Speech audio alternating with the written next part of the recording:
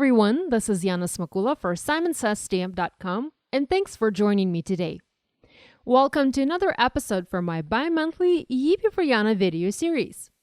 In today's episode, I'm sharing a Miss You card incorporating watercolor and Copic coloring. I'm starting to work on my card by stamping the cityscape image from Simons from the Rooftops stamp set in intense black ink onto white paper. I'm stamping this image several times as I want to build depth and dimension on my card, and I'll need more than just one row of skyscrapers for this. I'm stamping images in Simons Intense Black ink as I will be coloring them with my Copic markers, and this ink is alcohol friendly and will not bleed when it comes in contact with alcohol. It's also waterproof, so it can be used for all things watercolor. I stamped my image 3 times, and double and even triple stamped each impression to have a nice black outline. I ended up using just 2 images out of 3 for my today's project, so I'm saving that 3rd image for another project. I already have a card idea in mind for that image. I'm going to cut these out using a coordinating die, although since this is a simple image, it's just straight lines, you can cut it out using scissors if you don't have a coordinating die. I'm cutting these out in my Platinum die-cutting and embossing machine from Spellbinders.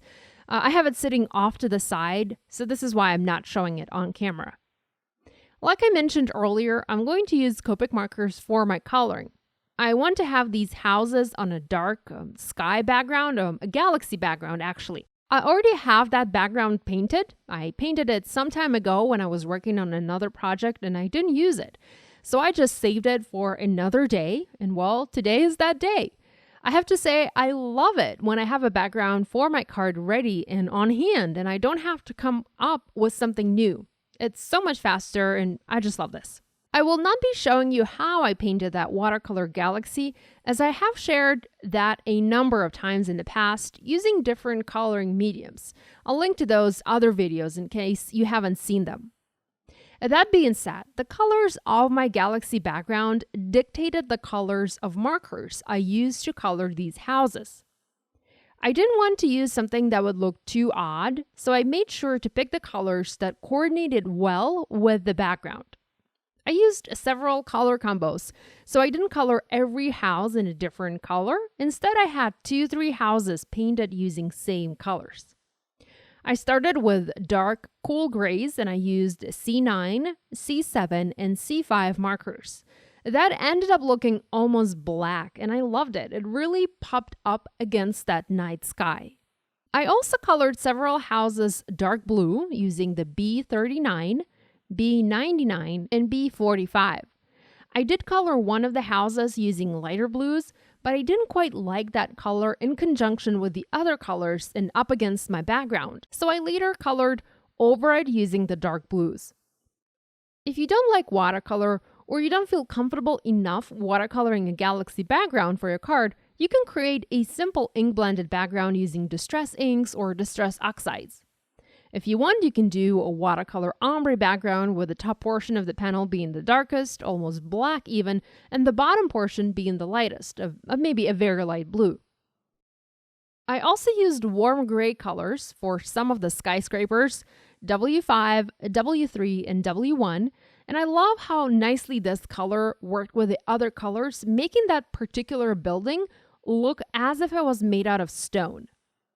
I didn't use any purples for my galaxy background, but I felt like I could bring a little bit of dark purple to my coloring. So I used a BV08 and BV04 to color some of the buildings.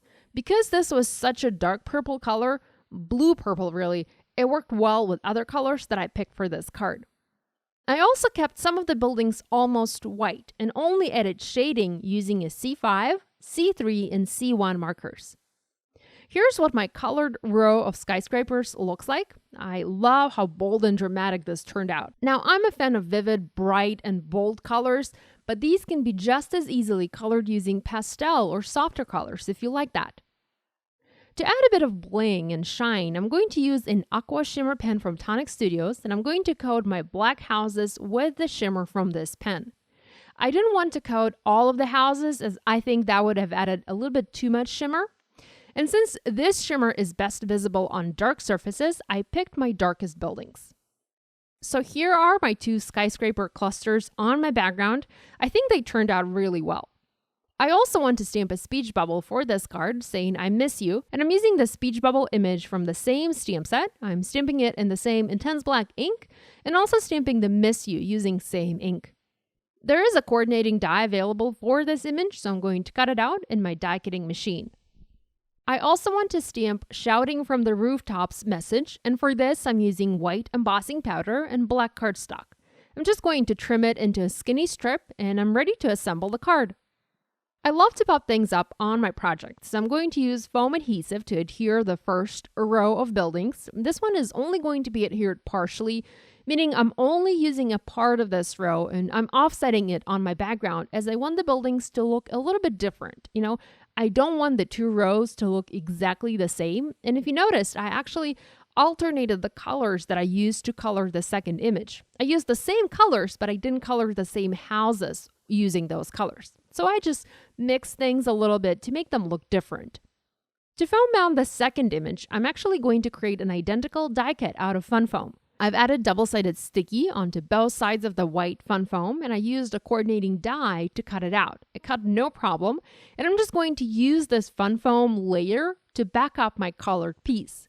Now, you don't have to do this. You can just use foam adhesive, but I like my die cuts to have a solid layer of dimension under them. So this is why for the second layer, I die cut another solid layer.